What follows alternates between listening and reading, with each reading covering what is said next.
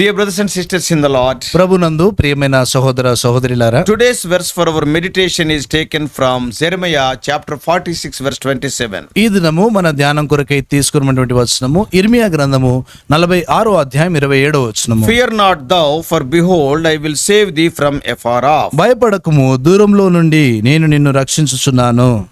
Different Bible commentators divided the book of Jeremiah into different sections as the Lord led them. దేవుడు వారిని నడిపించిన కొలది వేరు Bible వ్యాఖ్యానకర్తలు ఇర్మియా గ్రంథమును వేరు భాగాలుగా వారు చేస్తూ వచ్చారు. However, when we come to chapter 46, మనము 46వ అధ్యాయానికి వచ్చేసరికి this section deals with the prophecies that are directed mainly to the nations that were around Israel. Israel చుట్టుపక్కల ఉన్నటువంటి ఆ యొక్క దేశాల పక్షాన ఇవ్వబడినటువంటి ప్రవచనాన్ని గురించి తెలియజేస్తా The ఉన్నాయి. prophet addressed the Gentile kingdoms. ఈ యొక్క ప్రవక్త అన్య రాజ్యాలను గురించి మాట్లాడుతున్నాడు. God was passing judgment on the surrounding nations. దేవుడు చుట్టుపక్కల ఉన్నటువంటి ఆ యొక్క రాజ్యాల మీద ఆయన తీర్పును So ప్రకటిస్తున్నాడు. what can we understand from this? దీని నుండి మనం గ్రహించే విషయం ఏంటి? Yes, Reichen commented, రైకెన్ వ్యాఖ్యానించినట్లుగా God knows who he is. దేవుడు ఆయన ఏమో ఉన్నాడు, ఆయన ఎరిగిన వాడు. He is not a regional supervisor for one region. అంటే ఒక గుంపుకు చెందినటువంటి చూసే వ్యక్తిగా కాదు He is ఆయన. not one particular tribal deity. ఆయన ఒక గుంపుకు చెందినటువంటి వాడు, ఒక తెగకు చెందినటువంటి He is వ్యక్తి the కాదు. God of all nations. ఆయన అన్ని దేశాలకు దేవుడై ఉన్నాడు. And he is God of all nations. అన్ని దేశములకు రాజు దేవుడై ఉన్నాడు. His sovereignty is not limited to a single culture, nation or ethnic group. ఆయన యొక్క సార్వభౌమత్వము ఒక గుంపుకు, ఒక తెగకు చెందినటువంటిది కాదు. Many people will say, అనేకులు he అంటారు is the God of Israel. ఆయన ఇశ్రాయేల్ He is the దేవుడు, God of Judah. ఆయన యూదా He is దేవుడు, the God of Christians. ఆయన క్రైస్తవుల దేవుడు అంటారు. No. ఎంత He మాత్రం is the కాదు, God of the whole world. ఆయన లోకమంతటికి దేవుడై He ఉన్నాడు. is passing judgment here other than the nation of Israel. ఆయన ఇశ్రాయేల్ దేశంపై కాకుండా ఇతర దేశాలపై ఆయన తీర్పును ప్రకటిస్తున్నాడు. So this act and fact of God passing his judgments on Gentile nations clearly shows that the God of the Bible is the God of the whole universe. దేవుడు ఈ యొక్క అన్య రాజ్యాలపై ఆయన తీర్పును ప్రకటించడం అంటే ఈ బైబిల్ దేవుడు ఏం సూచిస్తా ఉన్నాడంటే ఆయన లోకమంతటికి దేవుడై He ఉన్నాడని is an చూపిస్తా ఉన్నాడు. omnipotent God. ఆయన సర్వశక్తిమంతుడైన దేవుడు. In the first 12 verses of chapter 46, 46వ అధ్యాయం మొదటి 12 వచనాల్లో God actually was speaking about the defeat of the Egyptians. దేవుడు ఐగుప్తుల యొక్క ఓటమిని కూర్చొని మాట్లాడుతున్నాడు. In verse 11, 11వ వచనంలో the prophet was telling them that there is no healing though they go to Gilead. వారు గిలాదునకు వెళ్ళినా కూడా అక్కడ ఎటువంటి ఆ యొక్క చికిత్స లేదు అంటాడు. In the ancient old world, ఆ పురాతన లోకంలో చూస్తే Gilead was known throughout that it is a place of medicines. ఈ యొక్క గిలాద్ అనేటువంటిది చూస్తే అది ఔషధాలకు స్థలముగా ఉండింది. Jeremiah 8:22, ఇర్మియా గ్రంథము 8వ అధ్యాయం 22లో the prophet asked, ప్రవక్త అడిగాడు, is there no balm in Gilead?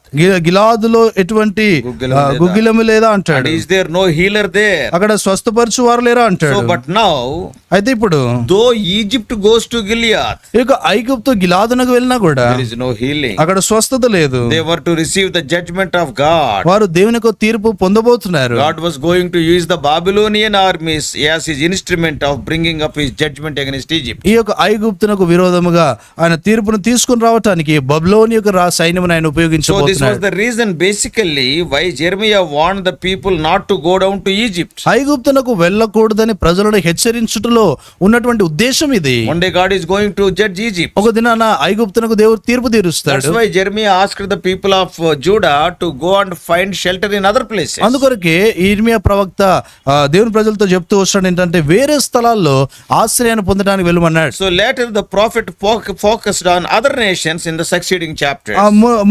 ముందు అధ్యాయంలో చూస్తే తర్వాత అధ్యాయాల్లో కనుక చూస్తే ఇతర రాజ్యాలపైనటువంటి తీర్పును గురించి కూడా చెప్తున్నాడు. Now in the last couple of verses in 46, 46వ అధ్యాయము చివరి 2 వచనాల్లో that is our verse for meditation comes from them. మన యొక్క ధ్యానం కొరకైన వచనం అందులోనే ఉంది. The prophet was giving encouragement to his people. ఈ యొక్క ప్రవక్త తన ప్రజలకు ప్రోత్సాహాన్ని ఇస్తున్నాడు. Why he encouraged them so? ఎందుకు వారిని అలా ప్రోత్సాహపరిచాడు? Really speaking, all the prophecy centers around the person of Jesus. ఈ యొక్క ప్రవచనాలన్నీ కూడా యేసుక్రీస్తు వారికి కేంద్రంగా ఇవన్నీ ఉన్నాయి. Why?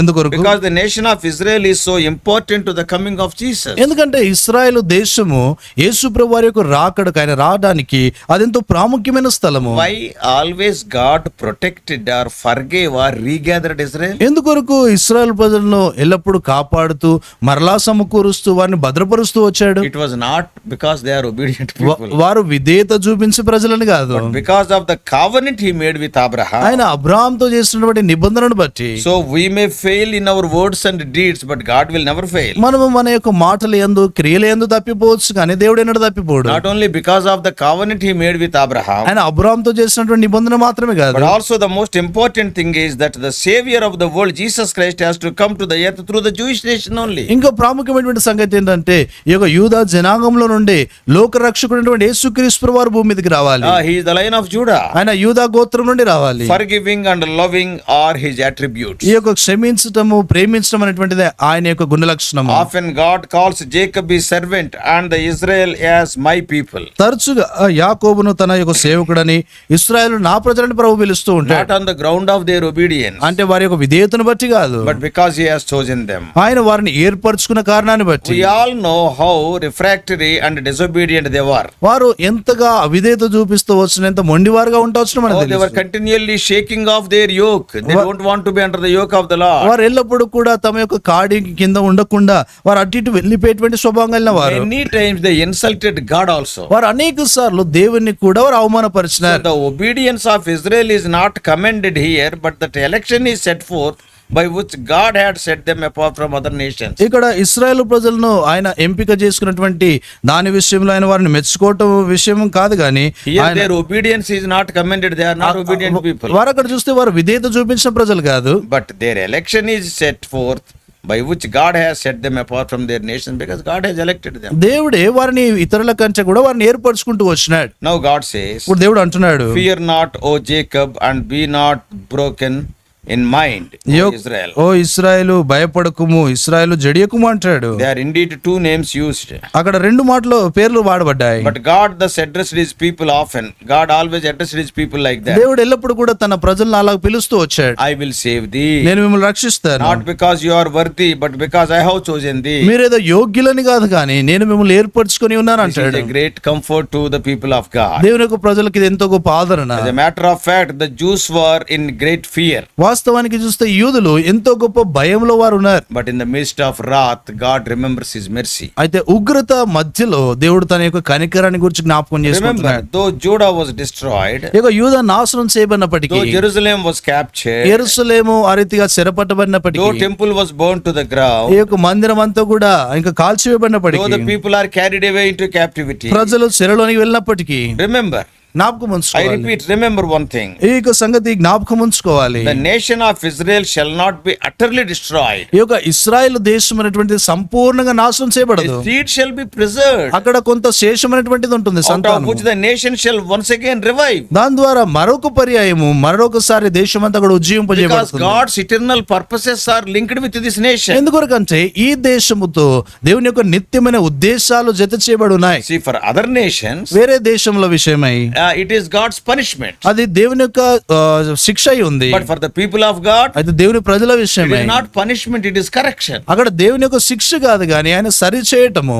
So pagan kingdoms and empires may pass into history, they may be vanished. ఆ యొక్క అన్య రాజ్యాలు అన్య దేశాలన్నీ కూడా అవి చరిత్ర అంటే ఇంకా నాశనం అయిపోతాయి. But God would never make a complete end of Israel. అయితే దేవుడు ఎన్నడూ కూడా ఇశ్రాయేలు యొక్క సమూల నాశనం They చేయడు. are his covenant people. వారు ఆయన నిబంధన ప్రజలు. Even in our Christian life, మన క్రైస్తవ జీవితంలో కూడా man of God F.B. Meyer said, FB mayor అనేటువంటి గొప్ప దైవజనుడు ఇలా చెప్పాడు, if he has taken us to be his and to give us his best, ఆయన తన వారిగా ఉండున్నట్లుగా మనం తీసుకుంటే ఆయన ఎంతో శ్రేష్టమైన మనకి ఇచ్చినట్లయితే, then though we suffer chastisement, మనము మన జీవితాల్లో శిక్షను అనుభవించిన we shall not be overwhelmed by it. మనము దాని ద్వారా ఇంకా అధిగమించబడము. Though we are corrected or diminished, మనము సరి చేయబడినా తగ్గిపోయినా కూడా, though we are brought low, మనం ఎంతో దీనులుగా అయిపోయినా కూడా God will not make a full end of us. దేవుడు ఇంకా సంపూర్ణంగా మనల్ని నాశనం చేయడు. Though we are pruned, we shall not be cut down to the ground. మనము ఆ రీతిగా మన చుట్టూ ఉన్న విషయాలని కత్తిరించబడినా రక్షించబడినా కూడా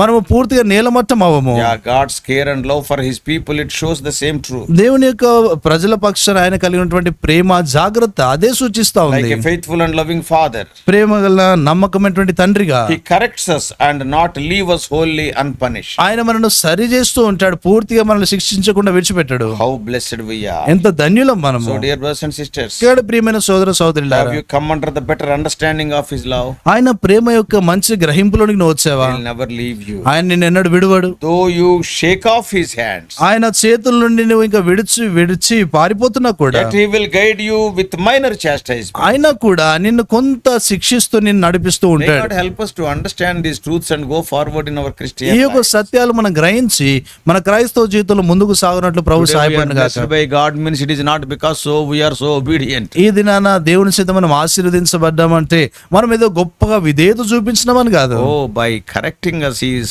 still loving us. మనను సరి చేస్తూ ఆయన మనల్ని ఇంకనూ Let us ప్రేమిస్తున్నాడు. make use of his love. తన ప్రేమను మనం ఉపయోగపరచుకుందాం. Yeah, let us pray. ప్రార్థన చేస్తాం. Loving Heavenly Father, ప్రేమ గల పలుకుడు మా what తండ్రి, a loving God art thou. ఎంత గొప్ప ప్రేమమయుడో ప్రభా. Though we are disobedient people, ప్రభా మేము అవిధేయత చూపించినా కూడా because you have chosen Abraham, నువ్వు అబ్రహాన్ని ఏర్పరచుకున్నావు. you have not completely destroyed us. నువ్వు సంపూర్ణ మమ్మల్ని నాశనం చేయలేదు. Even in the New Testament, thou hast made us Israel of the New Testament. నూతన నిబంధనలో మమ్మల్ని నూతన నిబంధన ఇశ్రాయేలు వలె చేశావు. Help us to utilize, O Lord, your good qualities, O Lord, in our life. ప్రభా మా జీవితాల్లో నీ యొక్క మంచి లక్షణాలు మేము ఉపయోగించినట్లు Help us సహాయపడండి. to, O Lord, experience your love, ప్రభా నీ ప్రేమను మేము అనుభవించినట్లు సహాయపడండి. forgiveness. క్షమాపణ. Help us to accept your corrections. ప్రభా నీ యొక్క సరి చేసేటువంటి సంగతిని అంగీకరించినట్లు Thus, సహాయపడండి. O Lord, we may be your beloved people. తద్వారా నీకు ప్రియులమైనటువంటి పిల్లలుగా మేము ఉన్నట్లుగా చేయండి. Guide us throughout this day. ప్రభా ఈ దినమంతటి కొరకే We నడిపించండి. do pray in the loving name of our Lord and Savior Jesus Christ. మా ప్రభు రక్షకుడైనటువంటి యేసుక్రీస్తు వారి ప్రేమ కలిగిన నామమున ప్రార్థించి వేడుకుంటున్నాం మా తండ్రి.